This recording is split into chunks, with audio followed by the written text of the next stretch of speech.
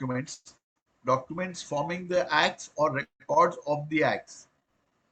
Forming the acts or records of the acts of the sovereign authority of official bodies and tribunals and of public officers, legislative, judicial, and executive. So all records held by government, can they be called public records? नहीं, all records तो नहीं है इसमें, जो इसमें नहीं, all public record is the following documents are public documents.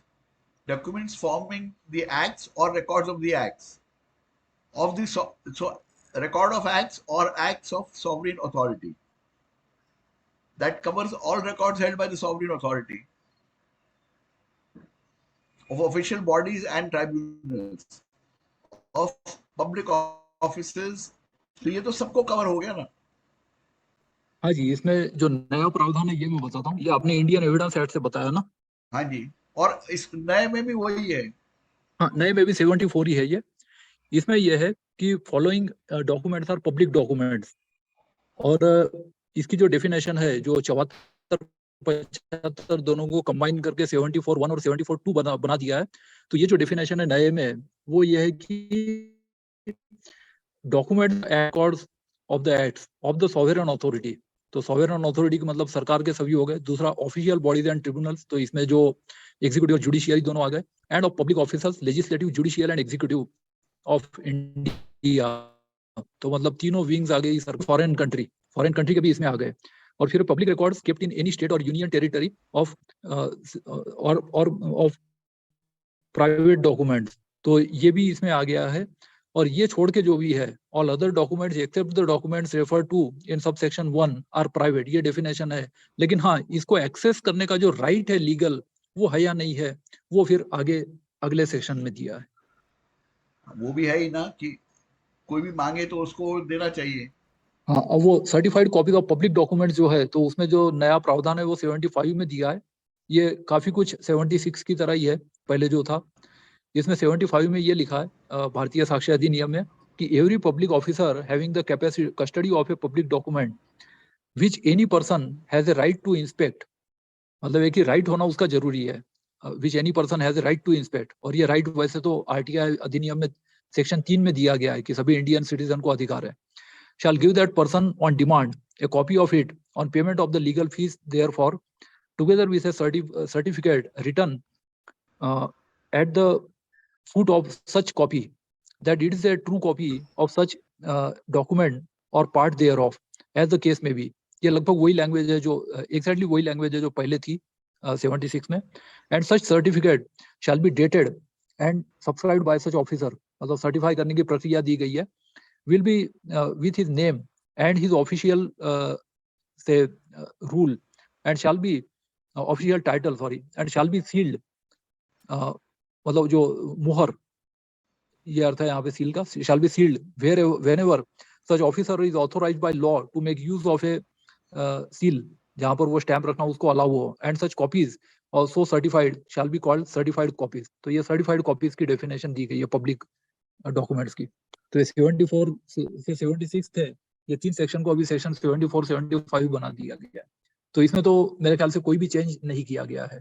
जो आईए में डेफिनेशन थी वही बीएसए में भी है. और हाँ, पब्लिक रिकॉर्ड्स एक्ट 1994 जो है वो एक जो नरसिम्हा राव गवर्नमेंट में पास हुआ था, उसमें एक पब्लिक रिकॉर्ड की डेफिनेशन है.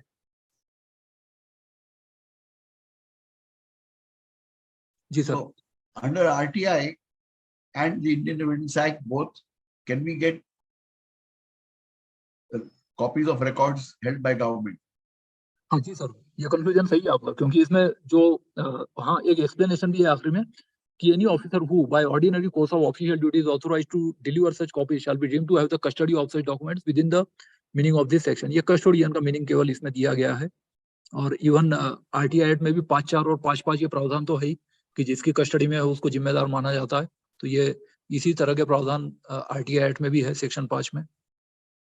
अच्छा, अनदर थिंग, ये एक्ट्स अगर लाएंगे तो लेट्स से कोर्ट में केस चल रहा है, तो पुराने एक्ट में वो केस चल रहा है और नए एक्ट में जो केस चलेगा उसको अलग नए एक्ट से देखना पड़ेगा, पुराने वाले को पुराने एक्ट के हिसाब से देखना पड़ेगा. जी, इसमें मैं ऐसा है कि सेविंग क्लॉज जो है वो तीनों में अलग अलग है। जहां तक 20(1) का संबंध है कि criminal law can not be applied in India with retrospective effect, ये तो संविधान में लिखा हुआ ही है। तो आईपीसी के प्रावधान है वो अलग है। यदि हम एविडेंस एक्ट की बात करें तो एविडेंस एक्ट में जो है ये जो सेक्शन मैंने नहीं, इसमें मैं लिखा नहीं है आईपीसी और प्रेजेंटेशन में। सीआरपीसी की बात कर रहा हूँ। हाँ केस अगर चल रहा है तो इसका आर्गुमेंट पुराने, समझ लीजिए 1 साल पहले नहीं का केस है, जी, वो पुराने ही चलते रहेंगे, मतलब पैरेलल चलेंगे दोनों, और पुराने और समझ नई लीजिए प्रक्रिया। ये कानून बन जाए दिसंबर में, अगर बन जाए जैसे आप बोल रहे हैं, हाँ जी। तो कोर्ट के अंदर एक केस पुराने एक्ट के हिसाब से, एक केस नया एक्ट के हिसाब से, ऐसे चलेगा। हाँ जी, ऐसा ही चलता रहेगा। अब इसमें देखिए मैं 170(2) है ये पढ़ के बताता हूँ। जो नया भारतीय साक्ष्य अधिनियम का जो है, इसमें लिखा है Indian evidence act 1872 is hereby repealed. ये तो रिपील क्लॉज हो गया। अब जो सेविंग क्लॉज है ये है कि not withstanding such repeal, if immediately before the date on which this act comes into force there is any trial application, sorry, हाँ yes, there is any trial application, trial inquiry, ये शब्द 2 बार आ गया है, trial inquiry investigation proceeding or appeal pending, then such application, trial, inquiry, investigation proceeding or appeal shall be dealt with under the provisions of the Evidence Act 1872 as in force immediately before such commencement as if this act had not come into force। मतलब एक ही भारतीय साक्ष्य अधिनियम force में नहीं आया है ऐसा प्रिज्यूम करते हुए जो पुराने एक्ट है उसी तरह पुरानी प्रोसीजर से ही वो चलता रहेगा। मतलब और जजेस इसी एंड तरह के लॉयर्स को प्रावधान दोनों एक्ट्स ध्यान में रख के चलना जी पड़ेगा सर, अगले दोनों 10 को साल ध्यान में तक। रखना पड़ेगा। यस, तो ये तीनों एक्ट जो है तीनों में पुरानी प्रक्रिया और नए, मतलब ये पुराने प्रावधान और नए प्रावधान, ये दोनों सभी को ध्यान में रखना पड़ेगा। और इसीलिए मैंने जो टेबल बनाए हैं जो कि पुराने सेक्शन नंबर क्या थे और नए सेक्शन नंबर, क्योंकि पुराने में पुरानी प्रक्रिया चलेंगी, नए में नई प्रक्रिया चलेंगी। और लगभग टैक्सेशन लॉ में भी हमेशा ऐसा ही होता है। टैक्सेशन में भी जब पुराने डिस्प्यूट होते हैं तो इंस्पाइट ऑफ हम तो नया प्रावधान आता है तो पुराना भूल जाते हैं, लेकिन जो टैक्सेशन लॉयर्स होते हैं वो ये भी ध्यान में रखते हैं कि कौन से साल कौन सा टैक्स रेट था, क्योंकि उनको पुराने डिस्प्यूट है जो उस टाइम जो प्रीवैलेंट कानून था उसके मुताबिक करना पड़ता है। तो उसी तरह से क्रिमिनल लॉयर्स को भी ये पुराने और नए प्रावधान दोनों ध्यान में रखने होंगे। दोनों पैरेलली चलते रहेंगे, पुराने केस में पुराना, नए केस में नया। जी अच्छा, सर। और एक चीज मैं सोचता हूँ, शिवानंद जी को अपील करता हूँ कि आई थिंक प्राइवेसी क्या, इस पे बहुत कंफ्यूजन है। ये तो डीपीडीपी एक्ट पर एक कभी डीपीडीपी एक्ट ने तो प्राइवेसी का क्लॉज ही निकाल दिया ना। ये तो हाँ जी, हाँ जी। हर एक चीज पर्सनल इज प्राइवेट।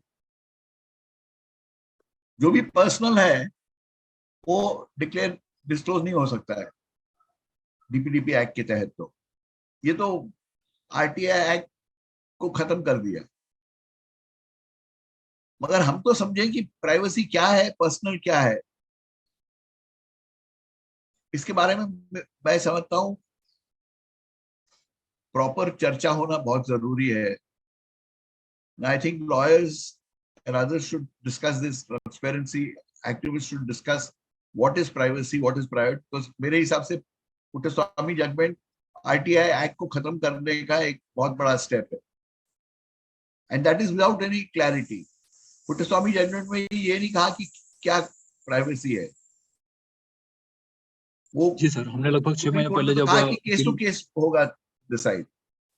हाँ जी सर, हमने जब वो 6 महीने पहले जब बिल प्रपोज हुआ था तो वो केवल 30 उसमें क्लॉजेस थे, लेकिन अब जो फाइनली एक्ट बन गया है इसमें 44 है।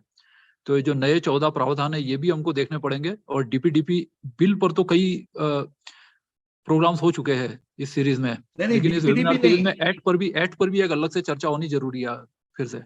81J का जो एलिमिनेट कर दिया है, मेरे हिसाब से इतना अवॉइड कर दिया है कि it's become a right to deny information. सूचना न देने का अधिकार बना दिया है इसको। और मैं समझता हूं लोगों को इसकी चर्चा करनी चाहिए, समझने की कोशिश करनी चाहिए। कोर्ट्स में भी बहुत ही कंफ्यूजन है और आरटीआई को खत्म किया जा रहा है। जो भी बंधन 19(1) पे डालते हैं सरकार, वो बंधन फ्रीडम ऑफ एक्सप्रेशन पे भी होना चाहिए और वो बंधन राइट टू ऑफ मीडिया पे भी होना चाहिए। ये तीनों 19(1) के थ्रू आते हैं। Right to express yourself, right of media, media का कोई स्पेसिफिक प्रोविजन नहीं है कानून में. It arises, it has been assumed and interpreted by the Supreme Court as having coming from 19(1)(a). तो हाँ, बल्कि RTI इसमें फ्रीडम ऑफ प्रेस जो है, इसमें भी जो प्रेस का जो नया कानून आया है अभी, उस पर भी मेरे ख्याल से एक स्पेशल जो है, चूंकि शिवानंद द्विवेदी जी पत्रकार होने के नाते पत्रकारिता पर क्या इसका प्रभाव पड़ेगा, तो ये प्रेस का जो ये है रजिस्ट्रेशन ऐड नया जो अभी आया है, इस पर भी मेरे ख्याल से डिटेल में चर्चा होनी चाहिए सर. नहीं, ये फंडामेंटल राइट बनता है from 19(1)(a) of the constitution. Yes, और उसको चौथा स्तंभ माना गया है. इवन जो स्वीडन में भी जो है शुरुआत फ्रीडम ऑफ प्रेस एक्ट 1776 से ही आरटीआई की शुरुआत मानते हैं. 1776 में फ्रीडम ऑफ प्रेस एक्ट था. तो ये तीनों को एक स्तर पे रख के चर्चा होनी जरूरी है. जी सर. कि जो भी हम कहते हैं कि राइट टू इन्फॉर्मेशन में नहीं हो सकता है, वो मीडिया को भी अधिकार नहीं होना चाहिए, पर्सनल इंफॉर्मेशन को भी अधिकार नहीं होना चाहिए, फ्रीडम ऑफ एक्सप्रेशन में भी नहीं कवर होना चाहिए. ये कहीं ना कहीं कुछ सामने लाने की बहुत जरूरी है, which is not happening.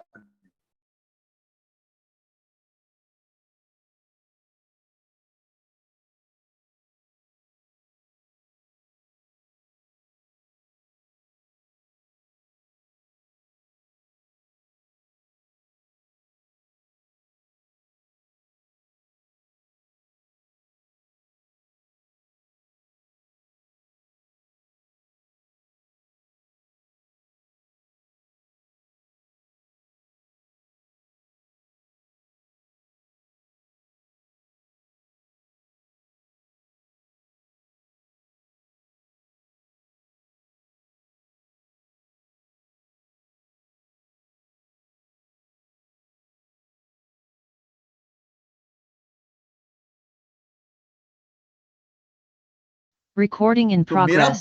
जानने का अधिकार अगर मीडिया के राइट को एस्टैब्लिश करता है, उसको फोर्थ पिलर ऑफ डेमोक्रेसी कहता है, तो मेरा जानने का अधिकार मीडिया के राइट से कम नहीं हो सकता है, ऊपर होना चाहिए, एट द सेम लेवल होना चाहिए. और जो आरटीआई में नहीं दिया जा सकता वो मीडिया को पब्लिश नहीं करना चाहिए, उसमें बोलना भी नहीं चाहिए. अगर हम इस हिसाब से देखेंगे तो आरटीआई बढ़ेगा. राइट नाउ आरटीआई को खत्म किया जा रहा है. जी, 2005 के जो प्री 2005 जजमेंट है, जब आरटीआई नहीं था, तो उसमें भी बहुत सारे जजमेंट में वही सुप्रीम कोर्ट ने कहा है जो अभी आपने कहा कि जो ये राइट, ये जो फ्रीडम ऑफ प्रेस जो है, ये भी 19(1)(a) में ही के अंतर्गत ही माना गया है. हाँ, अदरवाइज फंडामेंटल राइट नहीं बनता है ये.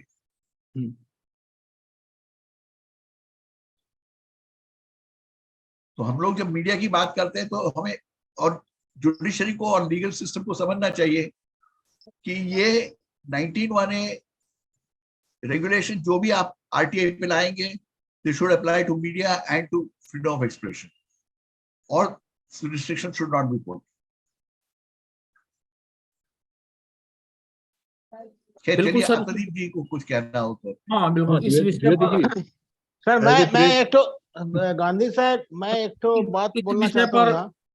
इस विषय पर चर्चाएं सर होगी बिल्कुल. जो आपने प्राइवेसी और पर्सनल की बात करी है, और मीडिया जो रेगुलेशन संबंधित जो एक्ट की बात बीरेन जी कर रहे हैं, उस पर भी भविष्य में हम लोग सर चर्चा करेंगे. आत्मदीप जी हैं यहाँ पर. आत्मदीप सर मीडिया की भी बहुत महान हस्ती हैं, और पूर्व मध्य प्रदेश राज्य सूचना आयुक्त भी रह चुके हैं, और वर्तमान में भी उनको काफी महत्वपूर्ण जिम्मेदारी दी हुई है. ये एडवर्टाइजिंग वगैरह जो गवर्नमेंट के होते हैं, उसको रेगुलेट करने की जो एक अथॉरिटी है, उसके बहुत महत्वपूर्ण सदस्य हैं.